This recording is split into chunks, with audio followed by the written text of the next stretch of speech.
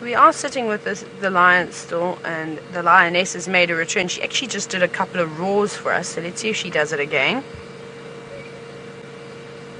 I don't know who she's trying to call. Maybe the third lioness that's missing from the Styx Pride. I'm not so sure.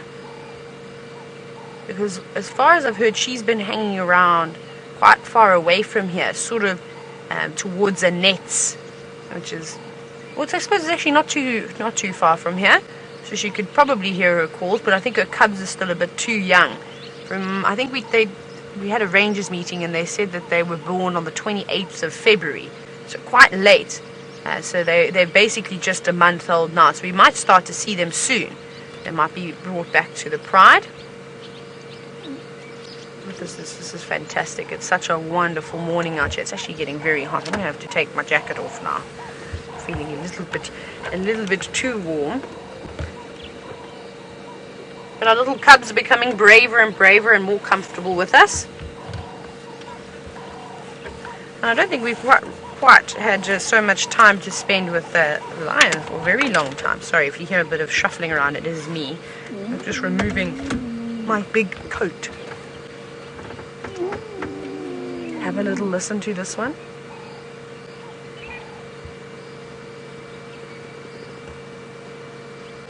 No, now it's stopped moaning. I do love the sound of a little lion cub when they are always complaining about everything.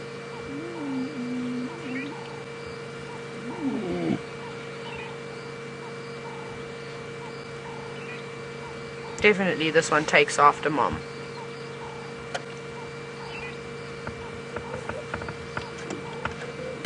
You're going back to your log? No, I just sat down behind the car, but we've got another little cub sitting right next to us.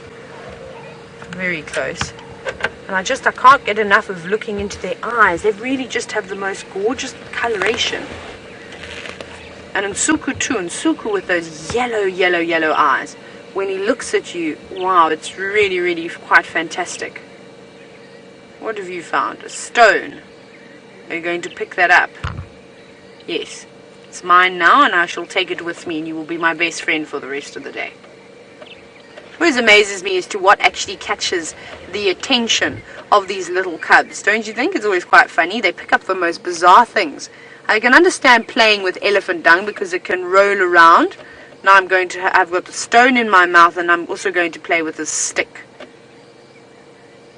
Is that a stone? I don't know. Maybe it's a piece of slate. That's what it could be. And now the brave little lion is coming from behind and realized that, hey, what toys do you have that I didn't find? Give them to me. I also want to play with them, please. Now they're going to chase each other. Oh, so fat that it fell over. And they were very casual. Great recovery, little lion. Great recovery. You made that look like it was supposed to happen. I actually don't know what that lion is chewing on. I have absolutely no idea. Maybe a guest once lost something. But it will be alright. They won't eat anything they shouldn't eat. It is just nice as these lions start to teeth. What is that? A piece of rubber? Yes.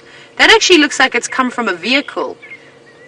It looks like a bit of rubber or something that's maybe torn off. Maybe a mud guard, part of the mud guard. That's exactly what that could be.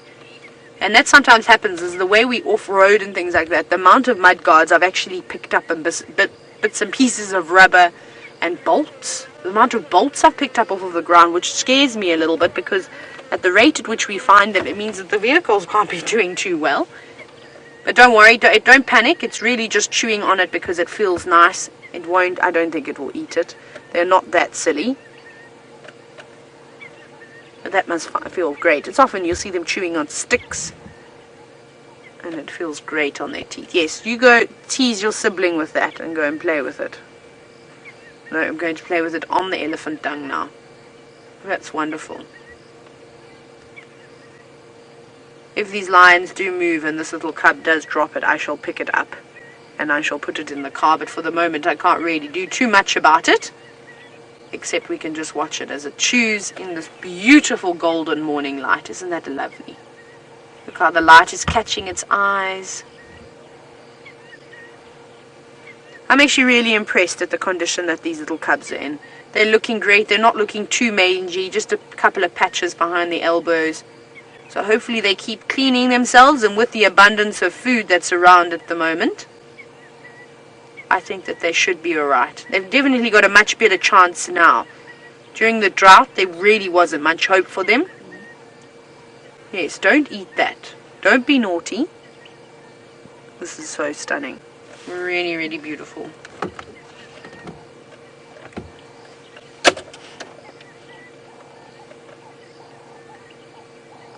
Yes, you pull on that. Now, Fork and Noodles, you've asked quite an interesting question, so we'll go into a bit of a discussion about this. But you said, how do they prevent ancestral mating with the cubs that come through? So it's quite amazing how nature's actually figured this out. So that is why the females stick together and the boys come and go.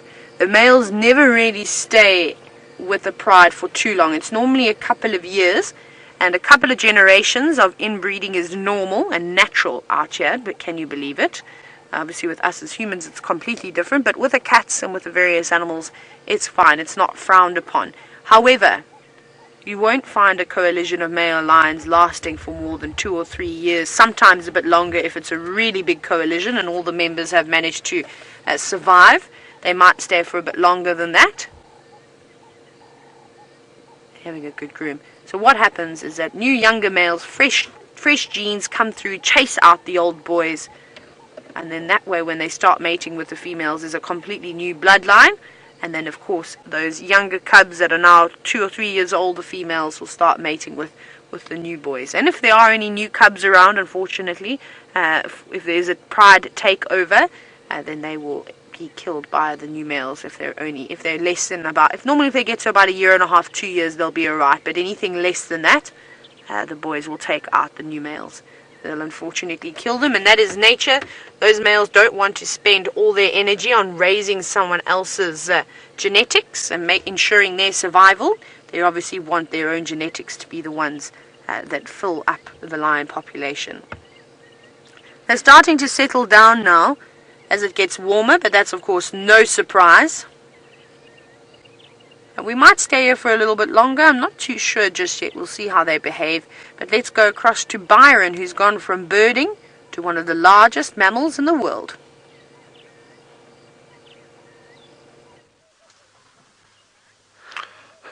Indeed, Taylor. So after our flower episode, we've managed to find some elephant and a wonderful herd at that. Now there is a big bull off to the left. You can see him just hiding behind those trees there. But he is in must, serious must. Now we know that's when the males have a lot of testosterone moving through their body, and they can sometimes be a little aggressive. But look at those beautiful tusks. So a big male like this is in this herd, particularly looking for, probably trying to find a female that's in estrus, that's ready to mate. Now they sweat, the males will sweat from their temporal glands, and you will see it when he turns his head again. And also they'll drip from between their legs, their back legs, from the penis. They secrete a lot of liquid, and that provides a very, very pungent smell. And that is this male is in heavy must. But it's wonderful. We've got from that big bull off to the left to this little baby to the right. Have a look at that. Isn't that great?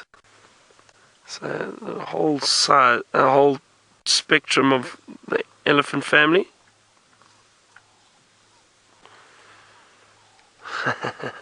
Very, very cute. I love seeing these little elephant. They're very curious and they're often very playful.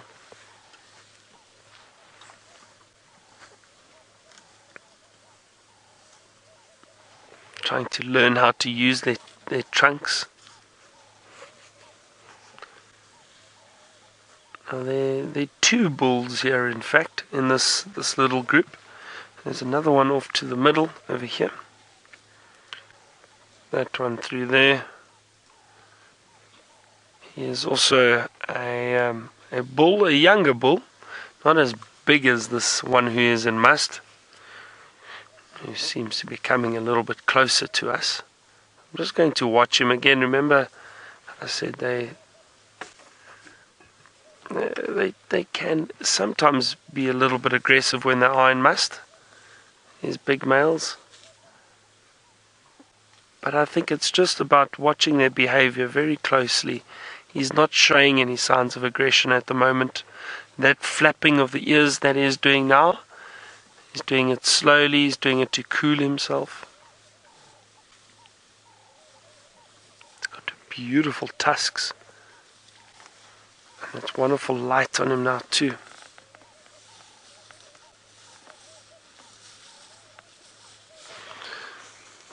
And there's a female approaching us from behind. I think she just wants to get these little ones past us.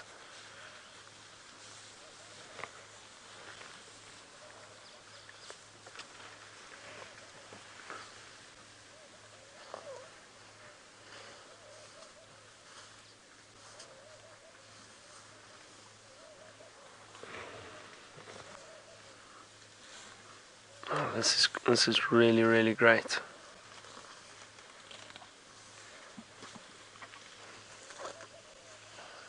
Wow, look at this, everyone. The bush has come alive with elephant. There's the whole herd coming through now. They've come out of nowhere, just through the back.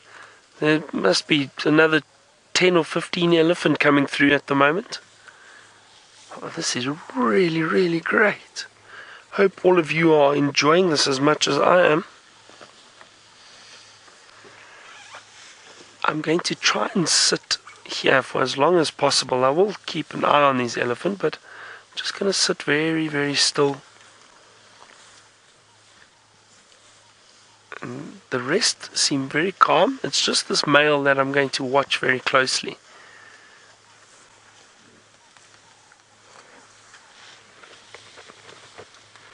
Now just remember, if you are a bit inexperienced with elephant, the best is to just give them their space. Let them walk past. Oh my word, there's a tiny baby coming through. Very close to us, just off through the grass. Look at that. Tiny, tiny little one. Oh my word, this is amazing.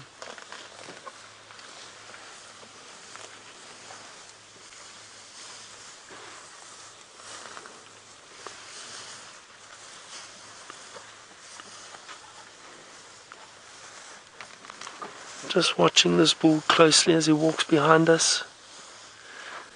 Oh, amazing. He seems very relaxed with us. Anna Marie, sometimes the scent of an elephant can stay here for quite some time, can stay in the area. Look at that little baby. Isn't that cute? So especially this musk bull. His scent may remain in the area for, I wouldn't say too long, but maybe a few hours. I'm just going to keep my voice down. These others will hopefully come a bit closer. Look at this. Look how close they are. Isn't this great?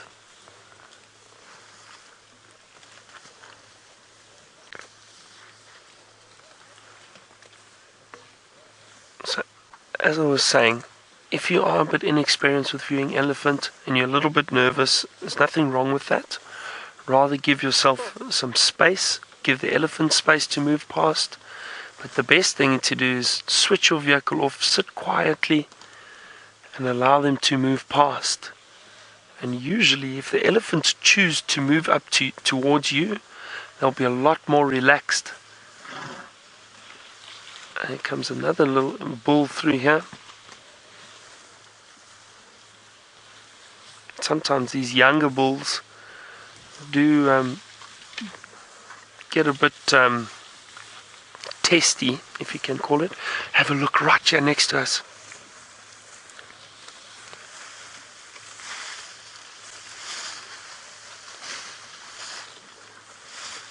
These bigger females are protecting that little one. Look how tiny that little one is.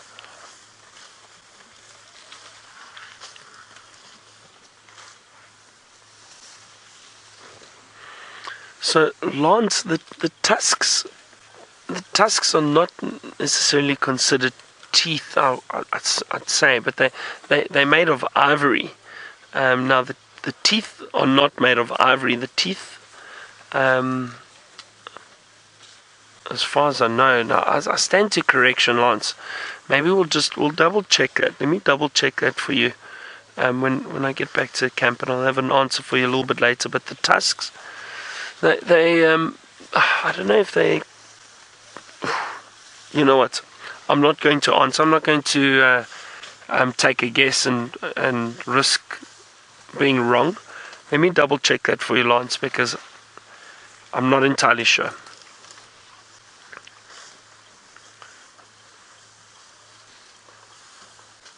But those tusks I know are made of ivory. And yeah, that little baby looks very, very young. That little one looks about just less than a year old, maybe 6 months. 6 months old. What a fantastic elephant sighting.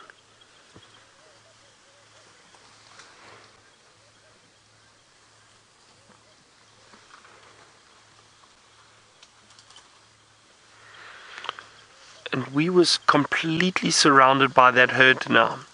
Everything from one huge musk bull elephant with massive tusks to a tiny 6-month-old baby. And not once did we feel threatened. They didn't feel threatened. That's the most important thing, is that the animals don't feel threatened or feel in any danger. They were completely happy with moving past us. And as you could see, they're still in this area. Isn't that wonderful? I think we're going to leave them now. It was such a nice sighting.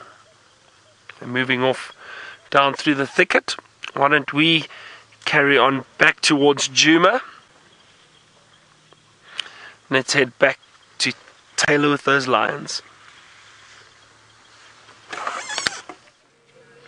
So we're still sitting with them. And this lioness, she came back and she was laying in the long grass, and now she's up again. So we're going to see what she's going to do, but otherwise they've been fairly flat. But it's like she knows every time we're coming live. And every time we go live, she stands up and she does something exciting, which is actually quite wonderful, suiting us perfect. And it is so nice for a change to be, as Jean-Do was saying, eye level with a group of lions, because she's walking on a higher embankment. Which way has she gone? Over here. Oh, there we go. We're going to get it again. As she goes around the edge of the bank. This is really beautiful. Oh, that's a lovely girl sitting there for us. Very kind.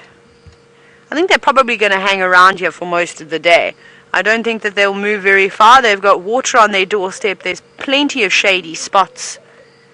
And also, if they sit here hidden away, the animals that are normally coming out on the airstrip will probably move back out into that area. And then later this evening, or maybe even at some point today, they could potentially go out and try and hunt. So it's actually a very clever strategy, and I think it's a good one. So this afternoon could be quite exciting. Or you never know, maybe something comes wandering down here to have a drink, a group of warthogs. Then they're going to find themselves in a bit of trouble.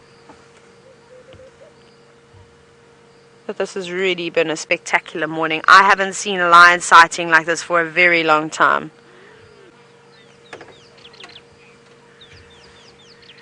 Now, hello, Skip, thanks for all your questions this morning. You were wondering if lion prides live in dens like hyenas. No, they don't. Not when they're in a big group like this. But, Skip, I'll tell you, often when a lioness goes off on her own to give birth to little cubs, she'll look for a den site. So that den site could be a number of different things. It could be from an old hyena burrow or a warthog burrow to a fallen log, or also maybe a shrub. Sorry, it's so bright. I don't know if I can look at you, Jean-Do, because I'll just have to look at you like this with my eyes closed, and I'll do all the talking like this. How does that look? Is it wonderful?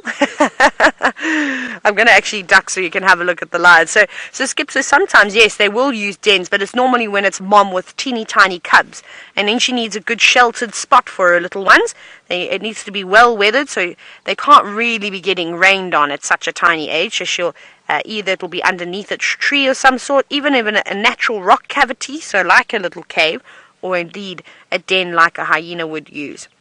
And leopards will do very much the same things. The females will do exactly the same. And then once the cubs are old enough to come towards the pride, and hopefully that's going to be soon with the other Styx cubs, which I don't think we've seen them just yet, and then they'll bring them out here, which will be quite exciting. I'm actually really looking forward to having some little young lions again.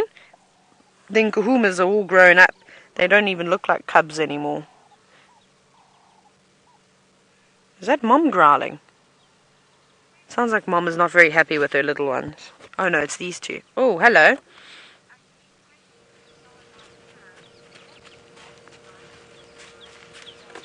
Oh, this is exciting. Let's see if they're going to do a bit of mating right here in front of the car. Now, Starlight Pan, you're wondering what is wrong with the lioness's eye. I think she's just got herself in a little bit of a scrap, really. Let's see. No, she's using... This lioness is now urinating, and we're going to see this male test her urine, so watch for the beautiful facial expression. So it's just a cut, it will heal alright. Often they scrap.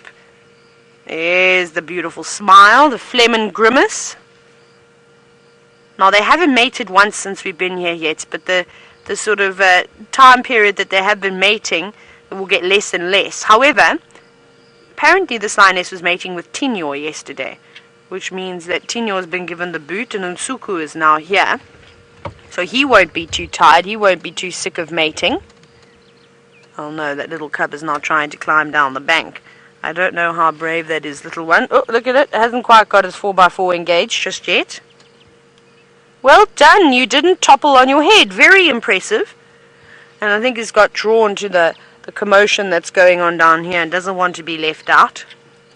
They're sort of coming to say, hello, yes, I'd like to come and join you. No, be careful not to get too close, little one. Let's see, yes, it looks like he wants to mate with her. And he's actually been quite sweet. He's been grooming her during the morning. He's been doing all sorts of wonderful things. So he's also a beautiful male with a lovely temperament.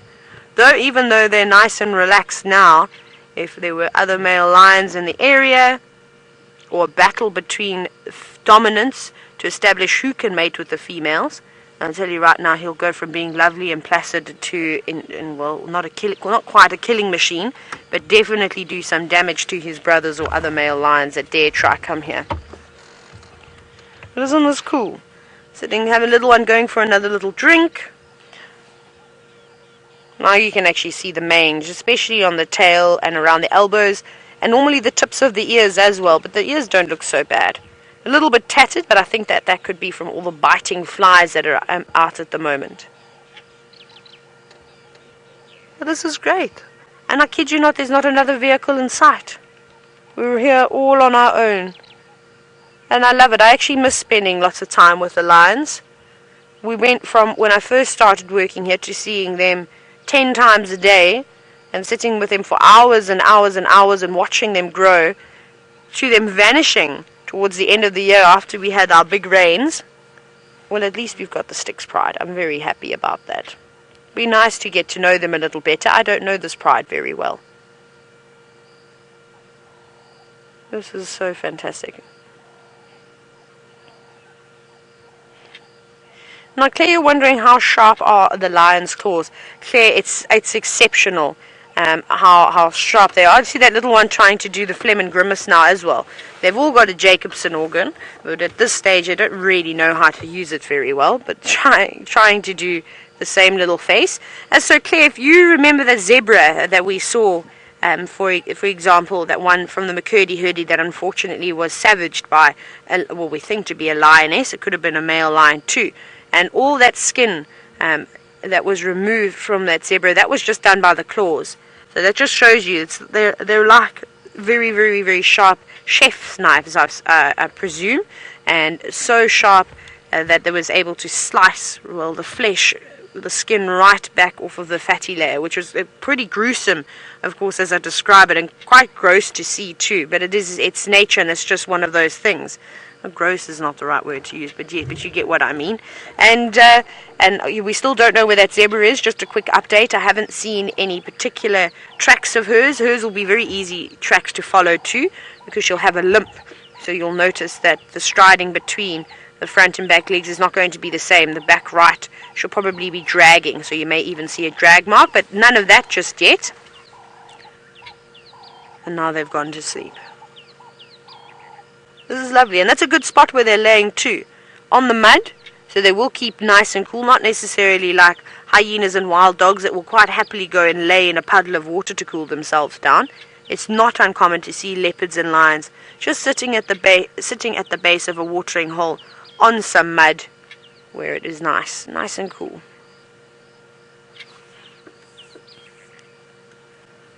We'll see if these lions get up to a little bit more, but I think they're going to have a siesta now. Everything is settled down, so we might move on and try to find something else. But let's go back across to the bushwalk team, who seem to be looking at one of the most important insects in the world.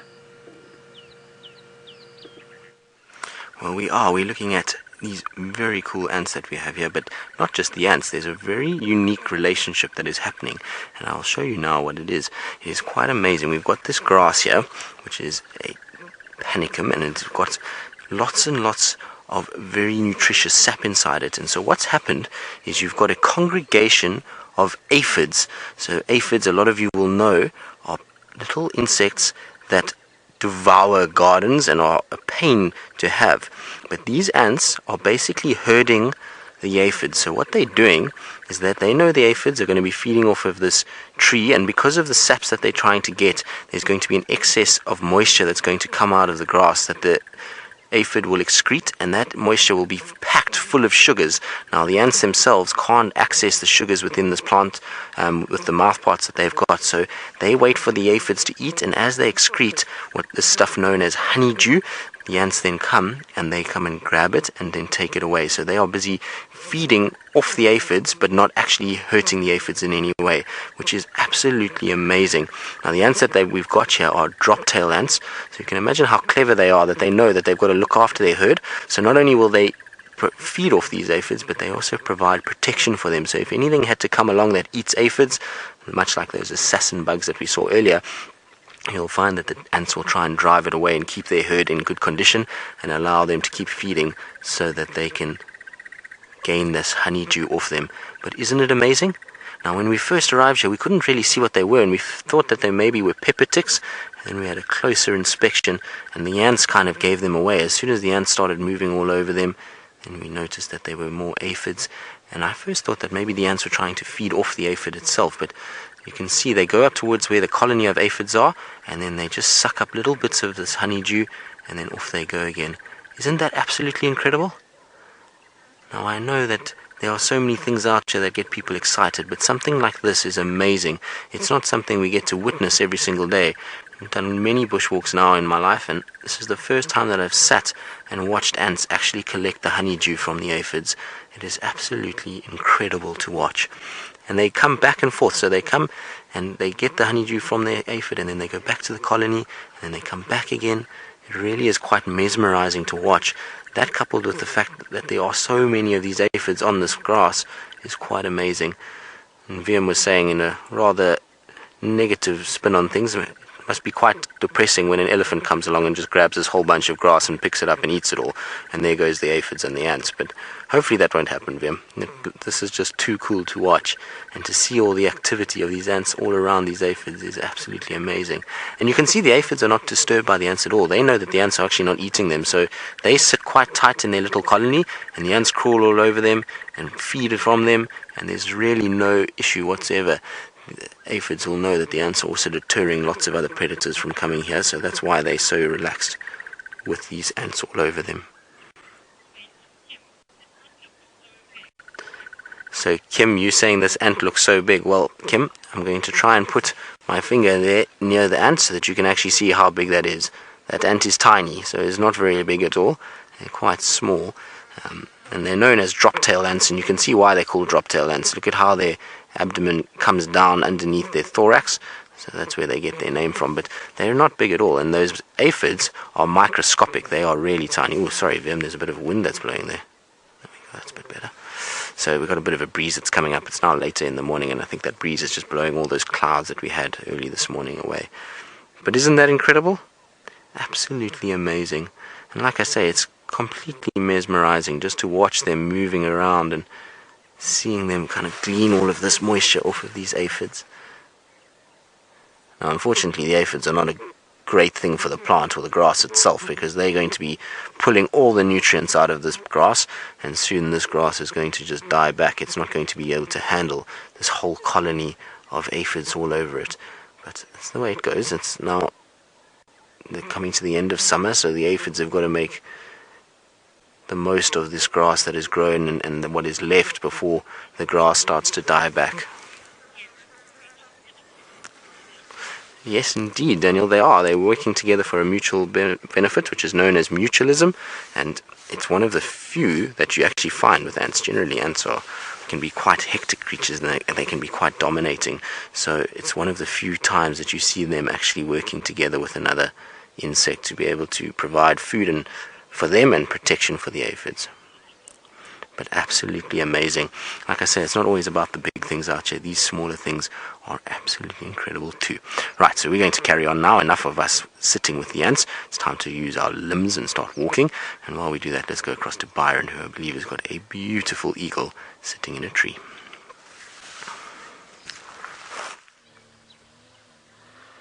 It is indeed a beautiful eagle, Tristan, and I agree with you. It's not always about the big things. It is nice to see the smaller things, but we've got this beautiful African fish eagle perched on a branch. We are at Chitwa Dam at the moment, and it's just a lovely view of it.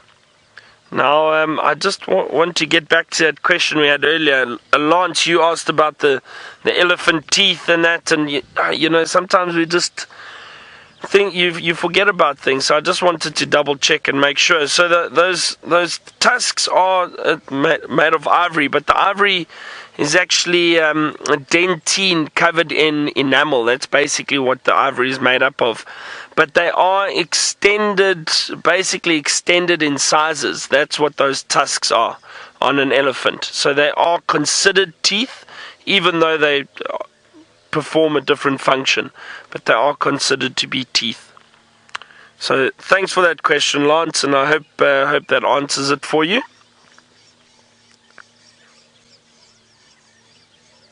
Like I say, even though we're out every day, we do still have to double check things, and we're constantly learning. And I mean, if I think back, there's so much that I'd learnt and forgotten, and you learn again, and then you remember things, and it's but that's what's great about this. It's always different. You always get different questions.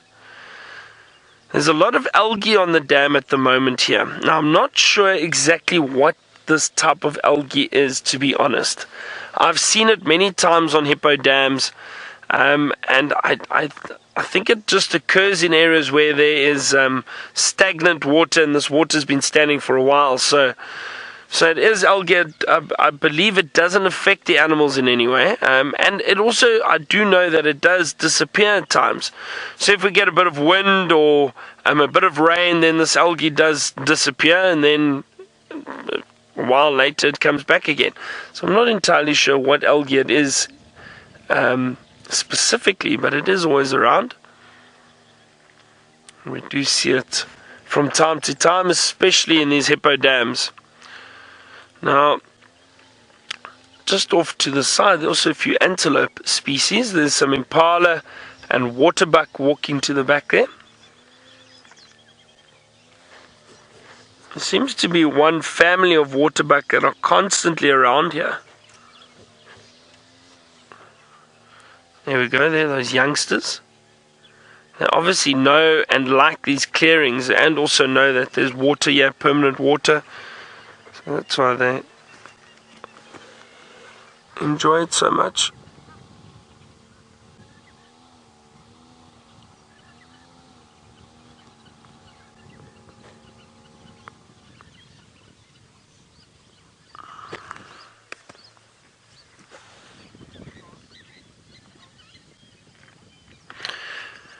Isabella, you asked if this algae's got something to do with frogs. No, I don't think so. I really don't think so, because you get frogs all over, and in all the dams you don't always see the algae. I don't think there's a connection between the algae and the frogs. I think, with all the hippo activity in this dam, there's a lot of dung that gets deposited into the water. Not just from the hippo, but from other animals too. And I do think that helps this algae grow. But I'm not an expert on this algae at all. I don't know much about it. If anybody else has anything interesting about this specific type of algae, please send it to us. I'd love to read about it. Is that a...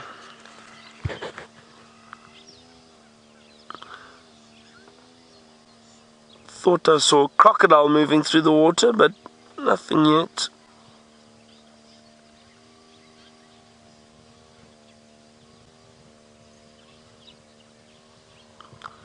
I'm just scanning these big marula trees on the clearings behind us, and I'm hoping to spot a leopard lying in there, but we haven't had much leopard luck recently.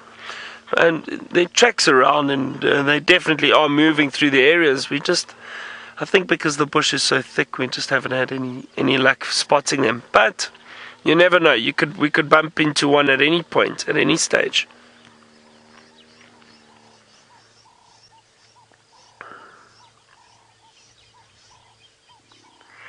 No, I have heard this term before, and a lot of you say this algae is duckweed, and I have heard of that before, and it does sound right to me if I remember correctly. The duckweed. Okay. But I know a lot of birds do wade through it, and they pick off insects off the algae and in the algae. So I think it's a natural occurring algae. But as I said, I actually know very little about this algae, so I will try to read up about it and find out more, because one day it's not here and the next day half the dam is covered in it. So it's very, very interesting.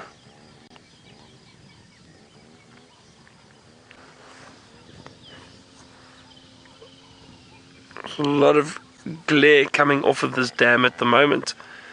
I think we should... I can hear the hippo calling in the distance. I think we should... probably only come here in the afternoon when the sun isn't shining off the dam.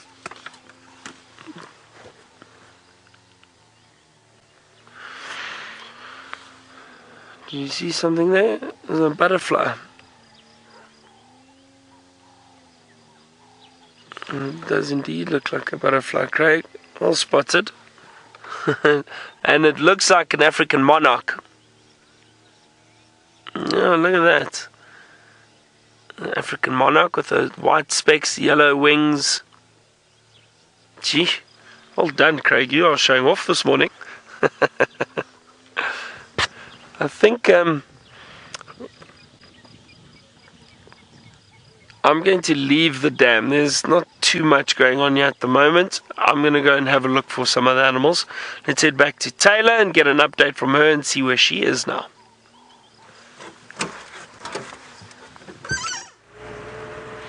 We're bumbling. We actually left the lions. They were fast asleep and no sign of waking up again. And Nsuku, well, he didn't seem like he wanted to mate with that female. Well, if he did, he wasn't making any obvious signs that he was excited about that. So we decided to move on as they tucked their heads underneath their paws. But we might pop past here a little bit later. Elvis has actually just gone into that sighting, so he said that if they get up to get up to no good, I suppose you could say, that he shall call us back in again. So I thought we would maybe head down towards the southern boundary, have a look around there, and see if we can maybe find anything in some of those little natural pans. That's where we're going at the moment. Let's have a look around here. I love this area as we get to all the long grass. It reminds me, What does this remind me of? There's a section in Kruger that looks very much like this, but I can't remember what part of it. And it's so lovely. Oh, and also down in the southern sector there was a small part of the property that I worked on that also looked very much like this, with the long grass, lots of tambuti, lots of bush willows. Let's see, and then it opens up again when everything else starts to disappear, and then it just left with marula trees, which is quite lovely in the long grass. I think Chitwa probably has the best area for that open area right next to the airstrip.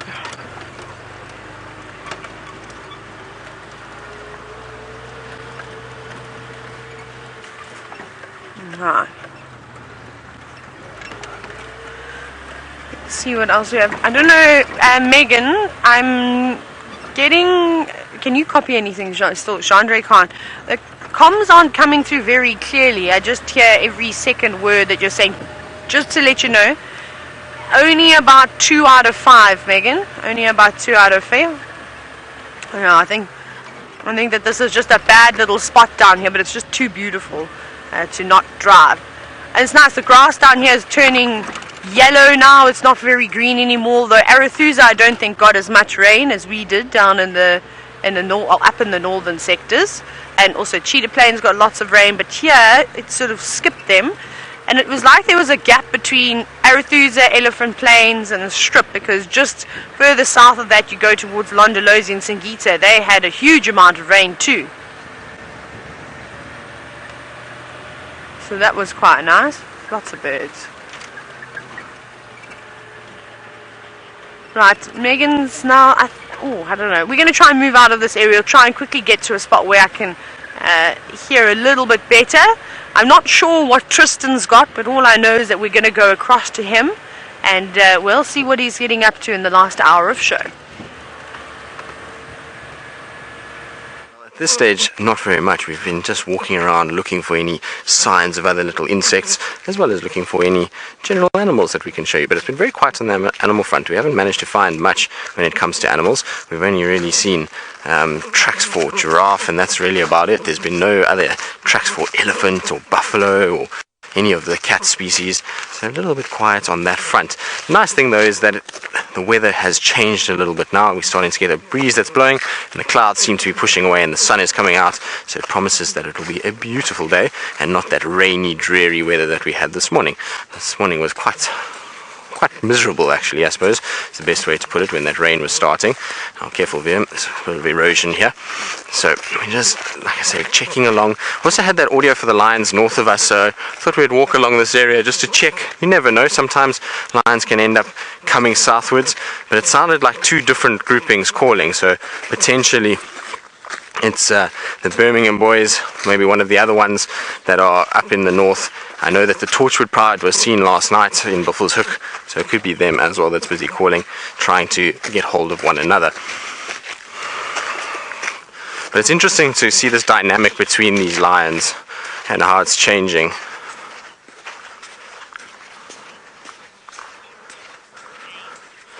So, James, you're wondering which grass or plant species can be used to, I would imagine, inhibit soil erosion or stop soil erosion? Well, it depends. I mean, if there's massive amounts of erosion taking place, generally there's a cause for that. So a plant's not going to really be able to be the solution to it once it's started already, because what's happened is that if you find, like in a situation like this, that we've got this sort of gully that's running, this is all because of a road. Now the road has been formed by people cutting an area and they haven't shaped it in the right way. You can see that this road funnels in like this. It needed to go the other way so that the water then shed off the sides, and it causes this. Now if you had to plant a plant in here, it's never going to be able to gain enough traction before it just gets washed away around the roots and then goes away. But what you can do is you can do what's called brush packing. So brush packing is by taking acacia trees, so the ones with all the thorns, and you place them over this eroded section. What happens then is that traps all kinds of different plant material, leaves, soil, and it causes there to be sort of a backlog of that stuff. Then you start to get grasses that grow in there. So first you'll have primary grasses that will grow, so things like carrot seed, they'll start, and then from there you'll start to get different species of grasses, so the increases and eventually the tertiary grasses. You'll also start to get trees popping up in there, so things like sicklebush will be one of the first ones to arrive, and they'll grow up, and basically they form like a little bandage over that area. And what will happen is then over time, you'll get a situation. Sorry, I just thought I saw some eggs there. You'll get a situation where you're going to get multiple species growing together that will bind the soil, and eventually it will stop that erosion in that area. But you'll need to brush pack it first with those acacia plants to be able to stop that initially.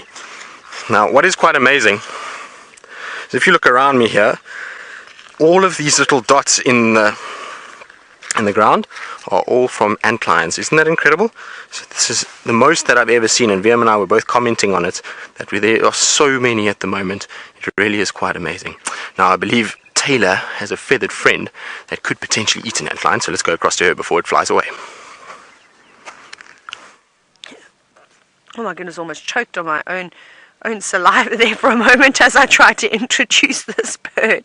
It is indeed a Bateleur, and we have seen this Bateleur before. And the reason why I know this, because in this exact same spot, we saw a pair of them, and they were just sitting in the knobthorn that's actually just to the right of this dead tree that this one is sitting in at the moment. Remember that afternoon we came down here, we saw the vervet monkeys, we had the beautiful silhouette of them in this particular tree with the sun setting behind them. It was really, really, really quite stunning. But there are indeed such beautiful birds, definitely the most colourful raptor that we have out in the Lowveld. And look at those massive feet. I always find it funny to look at the size of the feet of a raptor relative to its body size, and that normally determines the type of food that it can catch. So sometimes, off it goes. So sometimes you can actually see some big birds with relatively small feet, and then others, like a Bateleur, has got quite big, large talons, so it can catch I was going to say rabbits for a second.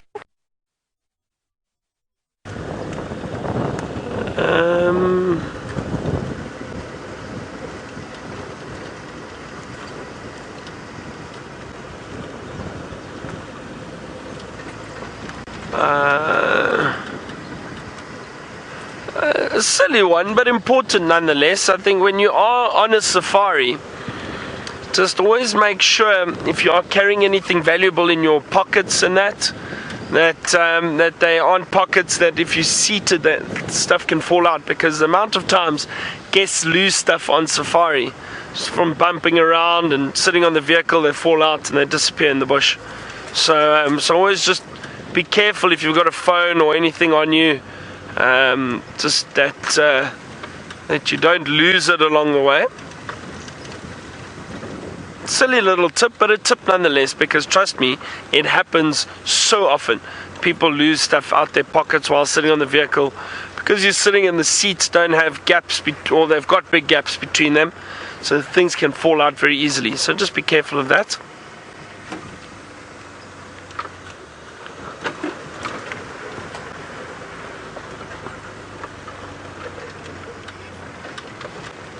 I think we're going to see something interesting along this road.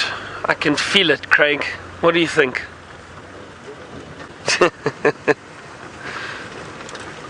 Craig, the man of many words. Consulting detective, you enjoyed that tip? Well, thank you. Anything safari related, I think, is important. And it's those little things that you sometimes don't think about when you go on holiday or you go on a safari.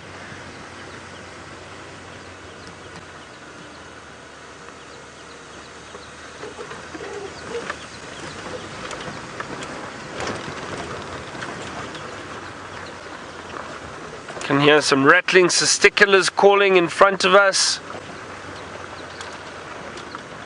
I'm having a good look at termite mounds. Every little termite mound we drive past, I'm looking on top of it to see if there isn't perhaps a leopard lying there gazing out into the bush. But no luck just yet.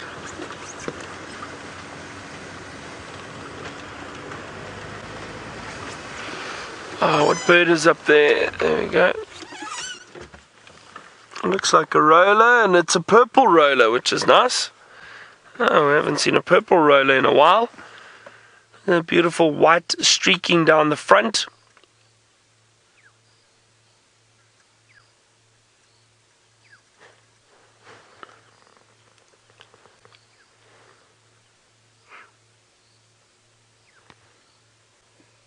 I can hear a black-headed oriole calling in the distance too. You might hear it actually.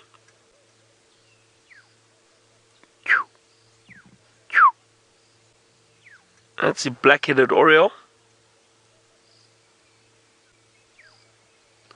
I wonder if I can see it.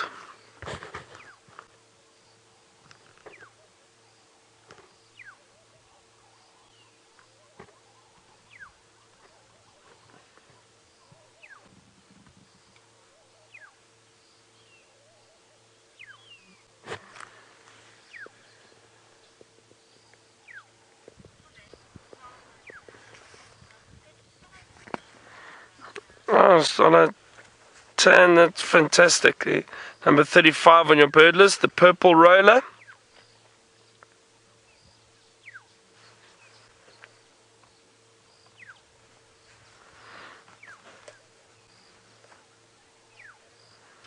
Alright, let's head across to Taylor, who's got another bird for us.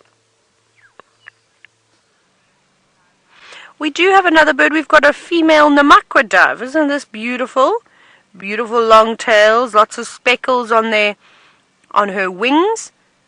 And the reason why I know it's not a male is because she doesn't have a bright black chest, which is very typical of the boys, and I shall show you a picture when she eventually flies off. But this is really, really nice to see, and quite strange that she's on her own. Perhaps she's still looking for a mate, because typically you see them in pairs. Like the rest of the birds, and very much like doves and things like that, they are monogamous. But she is absolutely beautiful, and I would love to find the feathers of a Namaqua dove. I think that especially one from the wings there with those little pearl spots on them, that is absolutely gorgeous. Now, they're not particularly big birds, they're actually quite little. I reckon they're about half the size of a turtle dove. However, they do have that very long tail, which both male and female have, which makes it one of the very easy ways to identify them, especially when they're on the ground or in flight, to distinguish them from the other doves too. But lovely, and I wonder, because we don't really see, I've never seen a nest of a Namaqua dove before. I've never seen them building it either, but I wonder if we start to see them more and more. Perhaps they have a later breeding season like we're seeing with the laughing doves, which seem to be breeding now, doing all their courtship, building nests, and only laying eggs now. But they make a sort of like a saucer cup nest, I suppose, not quite deep enough to specifically call it a cup nest, but very much the same style of nest that doves tend to make. A little bit untidy on the outside, and then they line it quite neatly with lots of grass and soft leaves. But isn't she gorgeous? She's really, really lovely. They don't lay very many eggs either, just 1 to 2 eggs. Now, Costa, you're wondering why is there such a large diversity of birds in the park? Well, Costa, we're so lucky to have that. We're not. I have to do get rid of the mumble jumble. Let me quickly. I'm like Jim Carrey. I have to do that to get rid of my mumbling of words. Sorry, Costa. So, Costa, it's basically because of the abundance of food that we have around here, and also the different types of vegetation. So we're not just limited to one biome out here. We've got a number of them, and certain birds prefer different types of habitats, so we're able to house a number of different species. And then again, the food, lots of water. It really is great. But I want to show you a picture of, here's my picture, that's a goodie, of the male Namaqua dove, just so that you can see the difference. You can have a look at him there.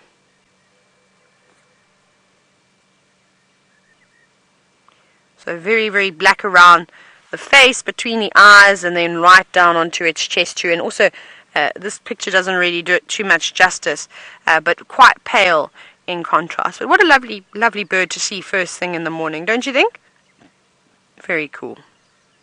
Wonderful. Right, let me get rid of that. Let's move on. Let's see what else we can find. Thank you, Namaqua dove, for your your time. I don't think I've ever had a sighting for such a long time like that. Right, seems as though the birds are the only ones that are out today. Let's see if Byron can find us an interesting bird to show.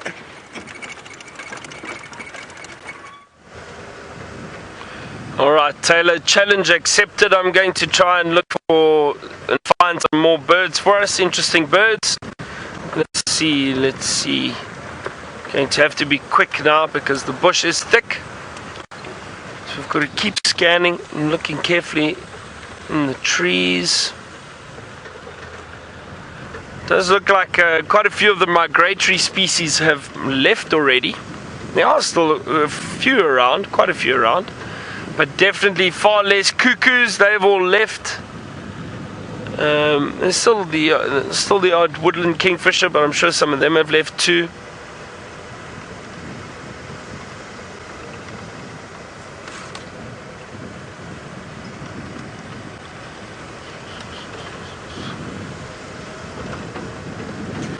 And I think I made a mistake the other day. I can't remember. Oh, it was the Waterbucks eagle. That's right. It was chatting about its migration and that. I think I said Europe for some reason, but they don't. They don't go to Europe. They just go to Central and North Africa. It's generally where the Waterbucks eagles migrate to. Hang on, there's a bird up there. It looks like a dove, and it's a laughing dove. Beautiful laughing dove.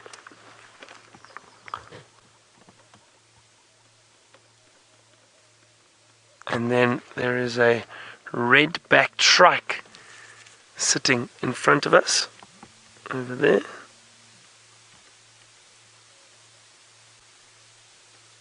And there it goes, disappeared. So let's see what else we can find here.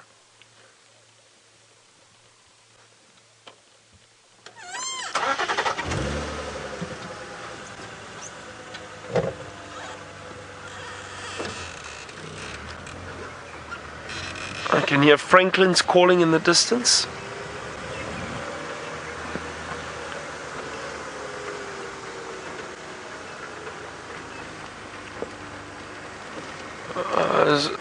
Sorry, consulting detective, I only heard part of your question there. Megan, could you just give that to me again, please? Consulting detective, we have indeed got one of those button quails on camera. We got it, was it yesterday afternoon? No, the day before afternoon. We managed to see one, and I think Tristan also had one yesterday. But I managed to, who was with me? Wiem got it on camera. He got a great shot of it. We were driving, we spotted it, and it sat very still for us, and we got to show all our viewers.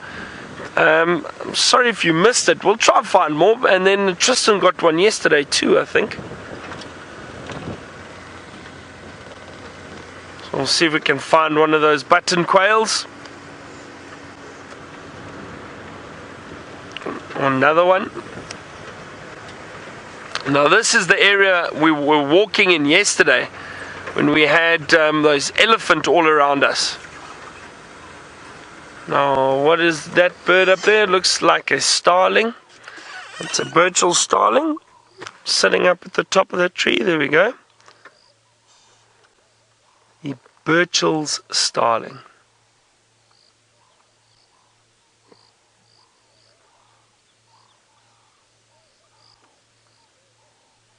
Trying to listen out if I can't hear any other birds around.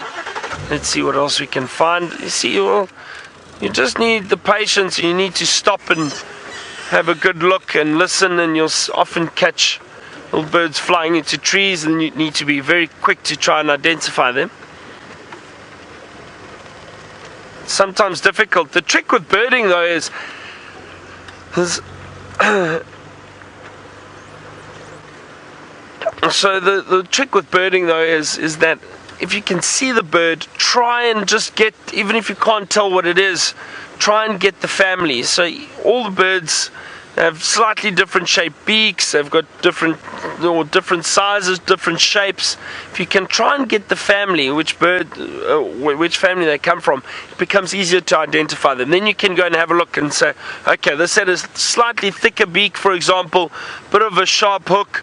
It looks like a shrike. It must be in the shrike family. Go and have a look in the shrike family, look through. Then you might be able to find the redback shrike, for example. Now, Bex Gecko, you wanted to know why is it called the laughing dove? Well, it laughs hysterically. No, it doesn't. It has got something to do with the call. Let me play the call for you quickly. But, yeah, I mean, sometimes these names aren't very accurate, but listen to this.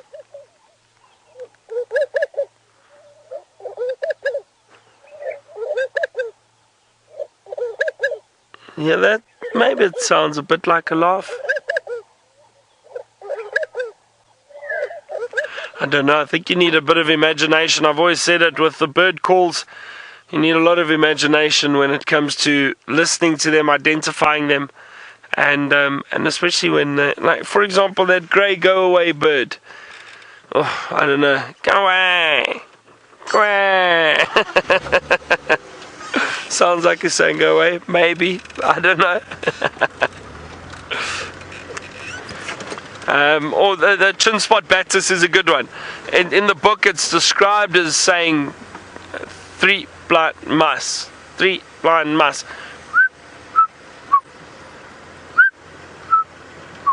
Now James always says that we've got to be completely tone deaf if you think that's what it says.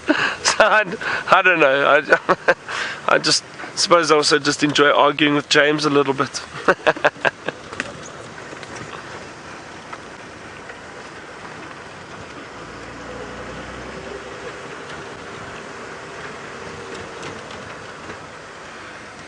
Kim, you asked, can I do the dove calls? No.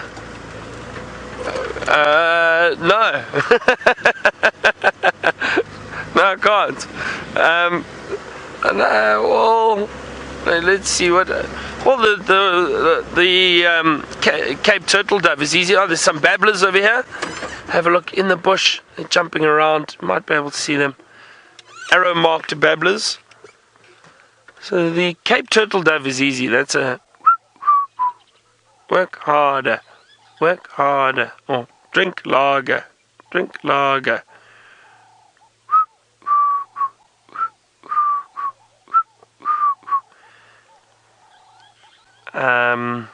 What other doves have we got around here? The emerald spotted wood dove.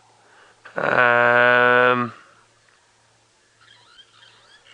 no, I can't do the emerald spotted wood dove. Dove calls are difficult. Often it's easier to try and mimic the birds with melodious calls because you can whistle them. The others are a little bit harder.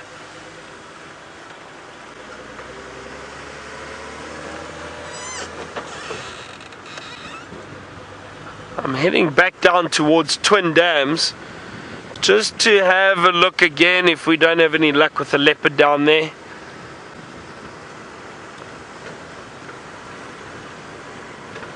I know a lot of you have been wondering and itching to see Karula and her two sub-adults. I'm no longer going to call them cubs because I think they're old enough to be considered sub-adults. But while I do that, let's head back over to Tristan, who's probably on his way home. You know how he likes those bacon and eggs. Well, Byron, I think I come second to your like of bacon and eggs, so I'm pretty sure that you'll get home before I do. But we've been walking along and we've been trying to look for any signs of things, and what has been apparent is a beautiful little purple flower that we see on the edge of the road here. So if we have a look, there's these beautiful hemizygias that are busy flowering at the moment. They are very, very, very pretty, and if you actually take a handful of them, they are so aromatic. They've got a beautiful smell to them. It smells almost like coconutty Thai curry kind of smell, well, to me anyway, and really, really smell good. Now, they don't really have too much importance in terms of cooking or anything like that. It's just that they smell nice. So it's something that we used to use when I was guiding. If we used to go to a carcass of something like a hippo or a buffalo in the middle of summer, or something like an elephant that had died, and that smell is just unbearable, you get something like this. So you can use this, or the fever tea, or the wild basil. All of those are quite aromatic, and then you just put it in your nose, and then when you drive into the sighting, all you smell is these nice fragrant smells rather than this rotting flesh, and it makes it much more bearable for people, because a lot of people come out here, and when they smell a dead animal for the first time, they really go a bit green around the gills, and often they don't really enjoy the sighting very much at all. So it's good to have those kind of things around to be able to ease the pain a little bit.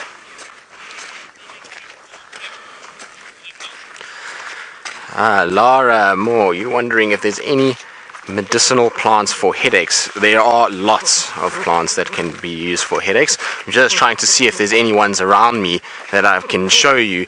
The one that comes to mind probably the most is you can use knobthorns. So a knobthorn is a type of tree that we get, and where we're walking now we should start to see them as we start to go down into these riverbed areas. Knobthorns like to grow in that area, but you can take the knob itself, which grows off the plant, and you punch that up and beat it up, and then you'll boil it and you can drink that, and it's supposed to be very good for headaches.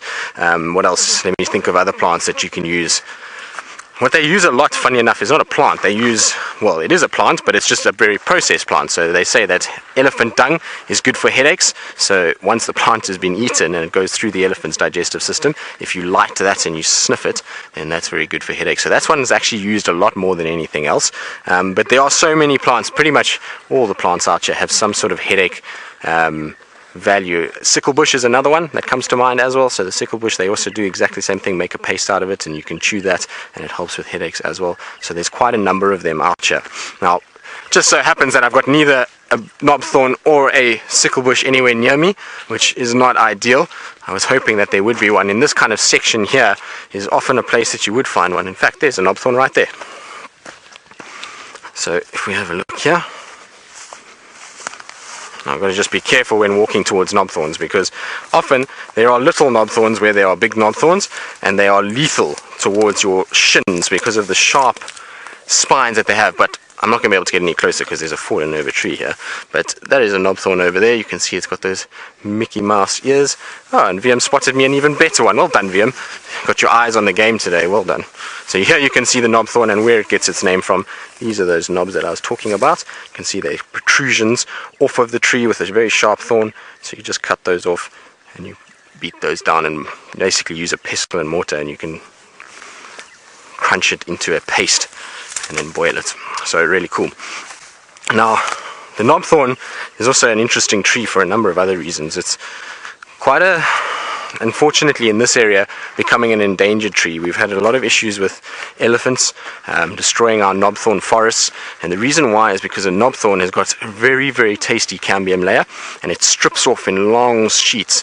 And so for elephants, when they're looking for food, and especially in the winter months now after this drought as well, they were trying to find these sort of areas where they could eat, and they go with their tusk and they dig it into the trunk of the knobthorn, and then they pull it. And when they pull it down, these big sheets come off, and they do that all the way around the tree, and they ring bark it, and the tree then dies. So a lot of areas where knobthorns were very common, unfortunately are not so common anymore because of the impact of elephants. And so we're not seeing nearly as many small little knobthorns or really beautiful knobthorns around as there used to be. But that's the way it goes. I suppose we'll get into a sort of time when elephants will maybe eat themselves to the point where their numbers decrease, and then these plants will start to bounce back again.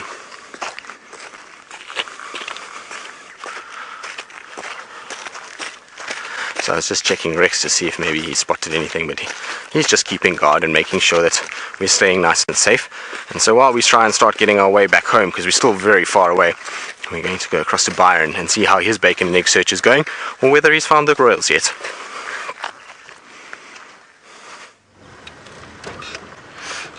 So I've double checked around twin dams. I don't know where the twin spot dams comes from. But no luck for any leopard around here just yet. So I think we're going to have to stick to birding for now. Oh dear. Laughing dove doesn't count, we've seen it. There's white-faced whistling ducks calling. They're in the dam. Yeah, they're down at the bottom of the dam. But we have seen white-faced ducks many times before. I'm trying to see if we can get you some new species. Some new species would be great. So let's have a look. Another dove. There goes a butterfly. Such a pity some of these butterflies move so quickly. I'd love to be able to show you some of them and see if we can work out exactly. There are a lot of monarchs around at the moment, but you also get acrias, you get jokers, the little yellow ones. What are they? Broad-bordered grass yellows, common vagrants. There's a little grass yellow, one or two of them over here. Just through there, Craig, see if we can get it. It's now just sitting on that little bit of grass. There we go. Well done. Little broad-bordered grass yellow. Often these names are so difficult to remember.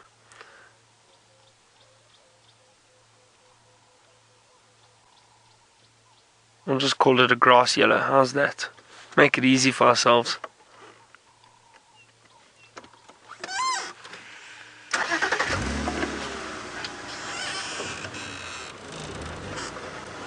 I'm just going to go through a little dip here, back to Taylor, get an update from her.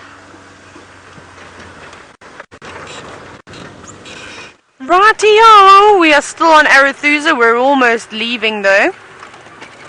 We're almost at the end of our journey here, and sadly we haven't really seen much else this morning. I think the lions were absolutely golden today, and then maybe, who knows, maybe we'll spot an elephant to end off drive. That would be ideal. That would make me very happy indeed. Now I don't actually even know if I'm on Arathusa anymore. I feel like I've never driven this road before. Have you driven this road before?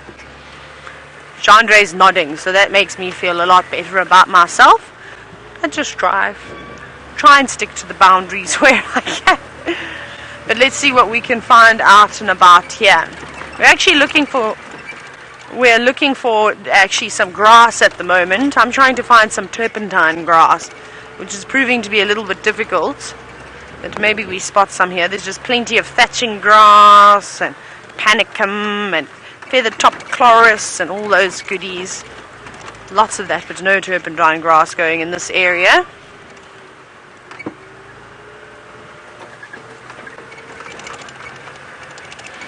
Now, Ryan, you were wondering if there were more annual or perennial grasses in the area.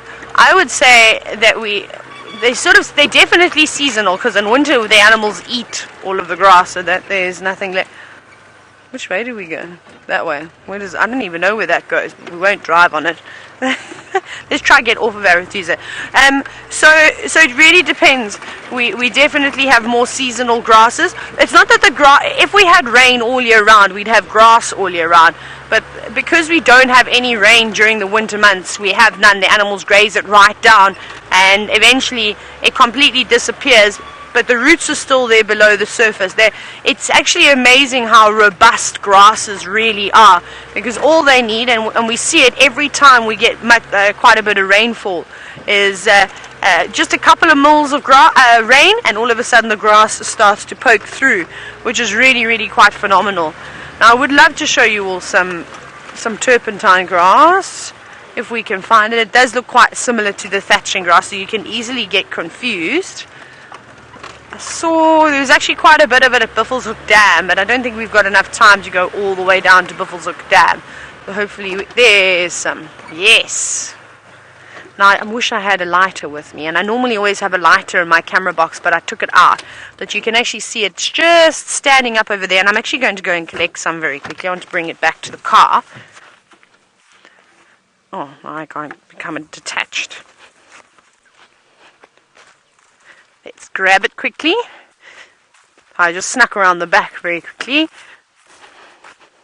Look how cool it is. Now, I'm going to break it off at the base. There we go. And I don't feel too bad at all for taking this grass with me. Because it's actually really nice grass, of course. It doesn't smell too great though. It smells exactly like turpentine. It's not really not nice, but it's a really easy grass to identify just because of how the seeds all bundle up together like this. Thatching grass is quite similar, but not to this extent. And this is actually quite flammable. So if you take it and you take all the seeds into a ball, put it on a plate or something, and you take a light and you light it, it almost bursts. I thought I heard something, but it sounds like somebody's chopping firewood or something in the distance. So it's really flammable, and it's actually a very good insect repellent. I haven't tried it yet, but I definitely want to try something like this. And then another thing is, this is actually really good in nutrition, turpentine grass. Can you believe it? But because of the smell, which unfortunately you can't smell, but if anyone's opened up a bottle of turpentine to clean brushes, paint brushes and things like that, you'll know the smell. The animals are actually quite put off of it. It's not palatable again, just because the smell keeps the animals at bay. But otherwise, it's a pity that they don't eat it. Right, let's take this with us, because I need this for later. And then maybe this afternoon, I'm walking this afternoon, if I take a lighter with me, whoops, we'll show you how flammable it really is. Now I need to try and keep this nice. Let's put that down there. There we go. Right, off we go. Okay, I'm plugged in now. I'm so excited. I've been searching for the turpentine grass now for the last half an hour and haven't had much luck. But we're going to keep on driving around. Maybe we'll find some lovely tall thatching grass next. Let's go back across to Tristan, who's still walking around, and hopefully he doesn't get lost as I do.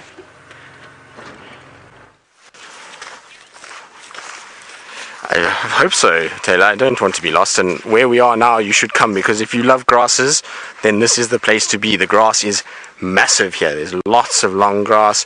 We've got our finger grass over here, and lots of different types all over the place. And I've seen lots of thatching grass that we've come across already this morning. So Taylor, if you're looking for thatching grass, you need to come up this way. There's also signs, fresh signs for elephants as well. So we're just keeping an eye out. There is a little drainage line that's running parallel with us here. So I'm sure they've headed into that area. But we're just keeping an eye out, and Rex is checking for us. At the end of the day, we've got quite a few Ellies around at the moment, and in thick bush like this, you've got to be a little bit more careful about what you're doing and where you're walking, and you've got to be a bit more vigilant about what's going on. When you're walking in places like quarantine, because you've got such a large field of view, it's not really a big problem. You're able to see from far away, and you can see the Ellies, and you can position yourself nicely. Here, it's a little bit denser. It's now opening out, but where we were working earlier, you can see on this left-hand side here that it is really very thick. And the elephants that I was talking about have been here. So you can see this is all their tracks. This is where they were having a big dust bath. So here is a footprint over here.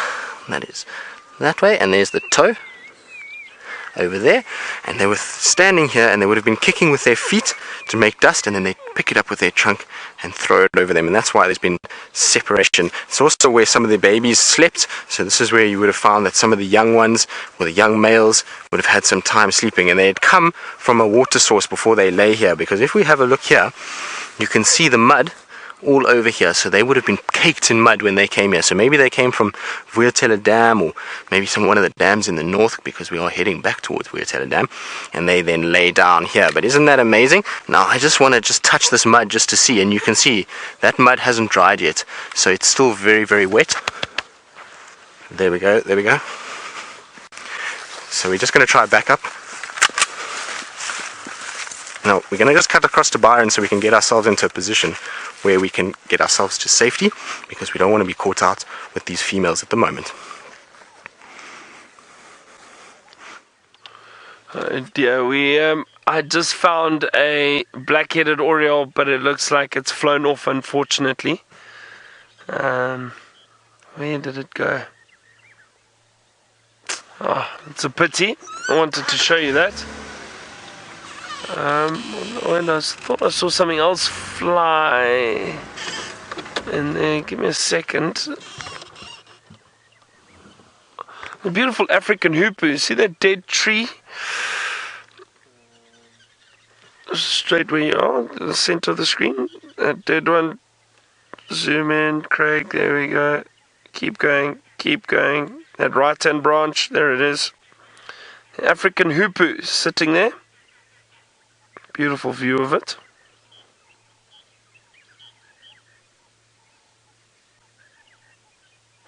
James, you asked what the strangest thing is I've ever found out in the bush, related to that tip I gave about keeping your possessions close and watching they don't fall out of your pockets while you are out on safari.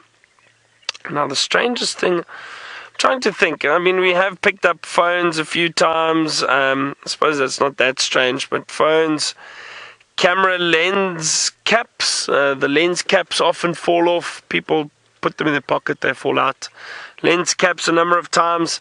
Once though, I had guests and we were driving. We did a safari in the Kalahari, and we were looking. We were in search of lions, and we were following lions the one morning.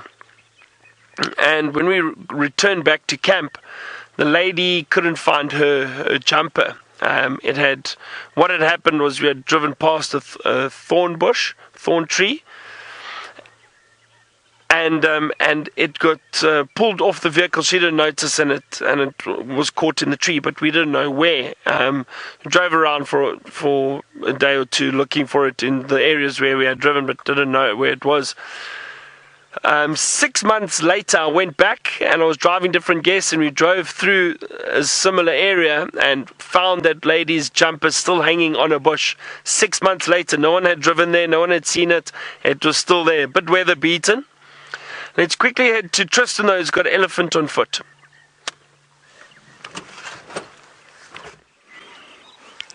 So we do indeed. So while I was busy explaining to you, the elephants obviously picked up our scent, because the scent was blowing straight towards where they are now, and they came flying out of the bush. So we just had to quickly get ourselves into a better position. We've now found ourselves a beautiful big termite mound that we're sitting on, and the elephants have all calmed down now and are feeding very, very close to us. It's absolutely incredible. They're all around. There's babies, lots and lots of them, and it is from up here on this termite mound a beautiful vantage point. Now hopefully they're going to carry on being relaxed. They've all settled down a little bit, and their ears have now not raised and heads are not raised, and they are just sitting and feeding again. Now what I'm hoping is that they're going to just shift past us and not worry too much. And like I was saying just now, that you could see that mud was very fresh, which was the exact sign that these elephants were very close by. So isn't this incredible? Now being on foot with a herd of elephants is absolutely amazing, but the females are the ones that you've really got to watch. Being on foot with males is a little bit easier because they know that they're really big and that they can look after themselves, and they generally are not too bad, whereas the females, because they've got babies, can be a lot more aggressive. And you can see they're scenting us at the moment, so the wind is blowing straight towards them, but unfortunately there's no other cover that we can use other than this termite mound, so we just have to sit and wait it out. But they are busy sniffing and picking up our scent. But because we're up on the termite mound, we're raised and therefore a little bit more intimidating, and so they should then theoretically leave us alone and move away, which will be good. But this herd was not very happy about us being on the road.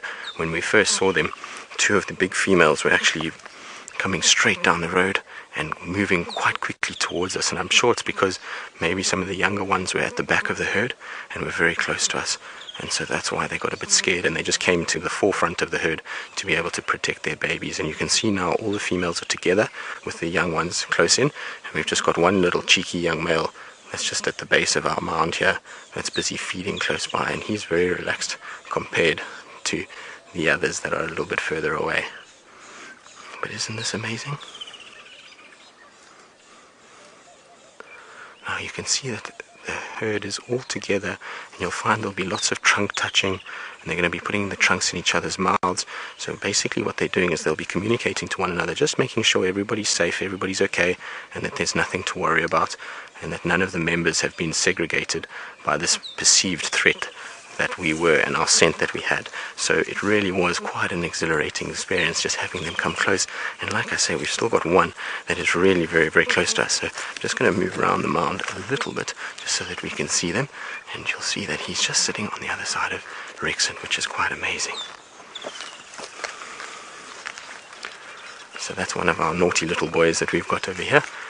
And then you can see all the calves and females coming across as well.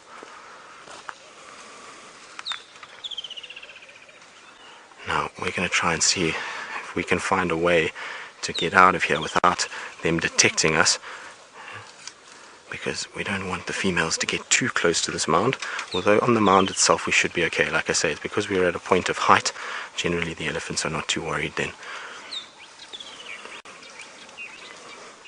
But this is absolutely incredible.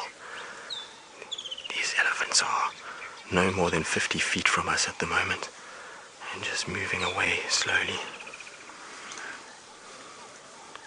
And there's going to be a massive female that's coming now with her huge tusks, and she's the one that's actually pushing the herd along slowly.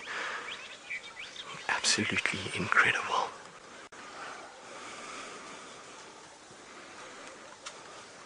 We've got one that's right next to us, so that's why I'm whispering. I just don't want to scare him.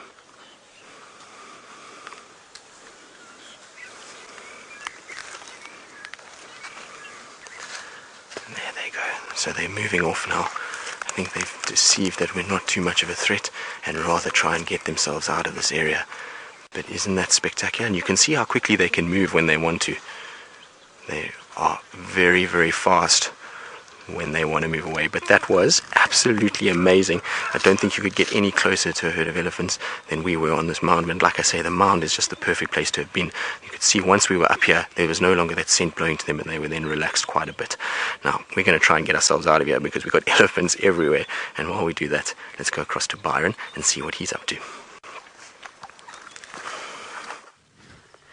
I've just quickly come to Bateleur Dam, and I think I see the same herd of elephant that Tristan had, but he obviously saw them on foot, which is a lot better. But there is one down drinking. He just disturbed a heron over there.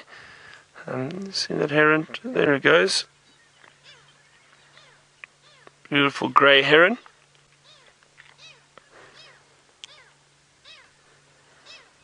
I'm just getting back to that story. So that jumper stayed out in the bush for about 6 months. Just got a bit weather beaten, but stayed there. Nobody had found it. It was amazing. And then, so we took it back to camp. But fortunately, I think it was a bit old and tattered, so we didn't send it back to the guest. We thought she didn't mind not getting it back. Now, don't forget, everyone, our times are changing from the 1st of April. It's not an April Fool's joke. Our times are changing from the 1st of April. It will be half an hour later in the mornings. So that's a 6 a.m. start for us. So that's Central African time, 6 a.m. start.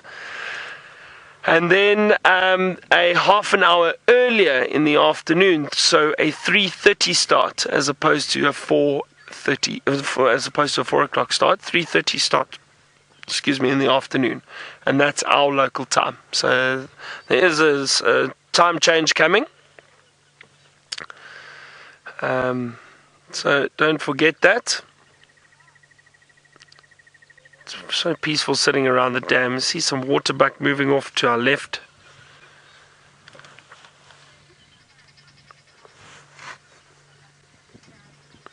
Stanley, we do not have daylight saving time. We do not change our clocks backwards or forwards, purely because I think it would confuse too many of us. No, so we don't have daylight saving time. We have the same time throughout the country, throughout the year, which is great. Makes things easy for us. So everybody's on the same time down here. It's been a great morning. Hope you've all enjoyed it. from that wonderful, Taylor had that wonderful lion sighting, which was great. And then I really, really enjoyed that elephant sighting. That was a highlight for me. Very, very nice. Thank you to all of you for the wonderful questions this morning. Thank you to the ladies in Final Control, Rebecca and Megan. Thanks to Tristan and Taylor. It's been a great morning. We'll see you all this afternoon on our sunset safari. We'll be out again and hopefully find some more animals for you. So let us see what we can find. From myself, Byron, Batman or Craig, we'll see you all this afternoon. Have a wonderful day. Good night. Goodbye.